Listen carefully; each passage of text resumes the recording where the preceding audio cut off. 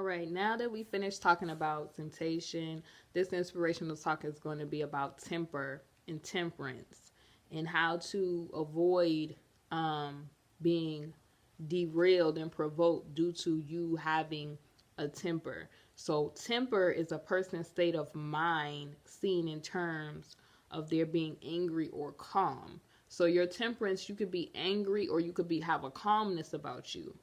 Um, the degree of hardness and elasticity in steel or other metal. So it could be like the degree of hardness, because your temperance doesn't have to be necessarily bad, but it could be a hardness about you. Okay.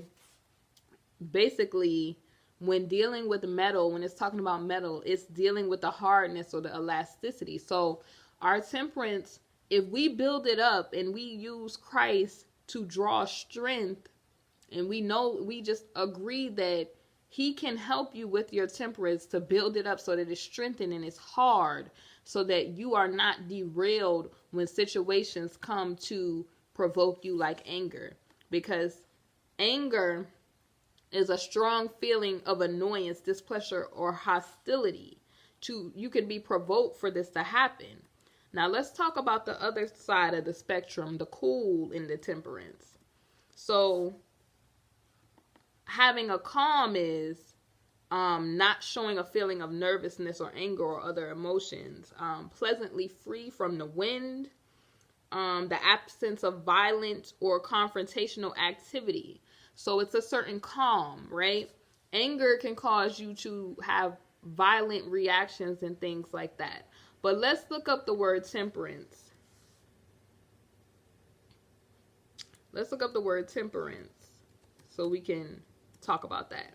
So temperance is a moderation or self-restraint, especially in like doing certain stuff. Like it's an abstinence, it's a sobriety, self-restraint. So this talks a lot about sobriety, and temperance is also the abstinence from alcoholic drink, or self-restraint in different areas like eating or drinking. Today we're talking about a self-restraint in your attitude, even when you are angered. Okay, so let's talk about it, y'all. Let's see what the Bible says. So James 1:19 and 20. Have you ever had a situation where somebody in public, they'll piss you off, or somebody will say something kind of provoke you? So this is my thoughts on this. James 1:19-20 explains this. Wherefore, my beloved brethren, let every man be swift to hear. So a lot of the times we get in trouble because we're not listening before we react to things. So let every man be swift to hear, slow to speak, slow to wrath. Let me read more, okay?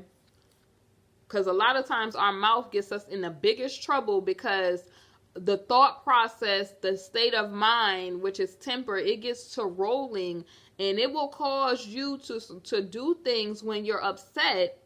So it says here, wherefore, my beloved brethren, let every man be swift to hear, slow to speak, slow to wrath, for the wrath of man worketh not the righteousness of God.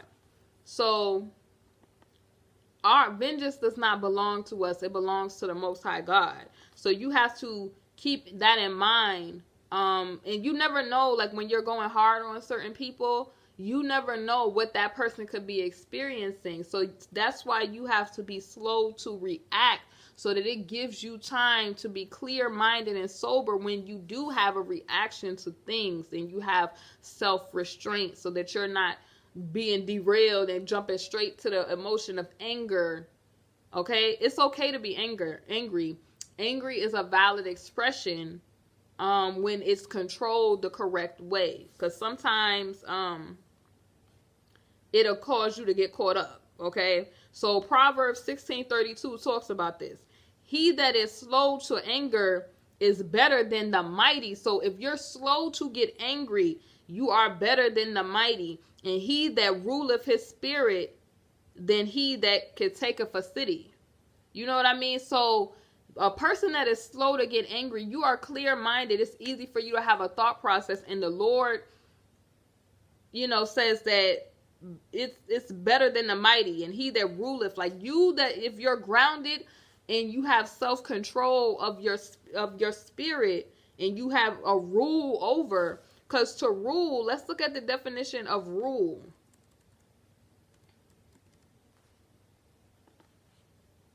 To rule is to exercise ultimate power or authority over. So pretty much, a person that has rule over their spirit has ultimate power over their spirit. They're exercising self-control. So that's important. Hold on, guys. That's important, okay? So let's get back to the verses before I close. A soft answer turneth away wrath, but grievous words stir up anger. So Proverbs 15:1. So pretty much, sometimes before we respond to people that make us upset, and we think about our temperance, it's better for us to give a soft answer and go somewhere and think about it, and then come back to whatever the situation is or the problem. Because when you have hostile and grievous words, they stir up anger in other people. In Proverbs 29:11, a lot of people be like, I speak my mind, I'm so real, I'm this, I'm that. This is what the Lord is saying about you just saying everything that is in your head. You have to be slow to speak. It says, a fool uttereth all his mind, but a wise man keepeth it in till afterwards. Okay?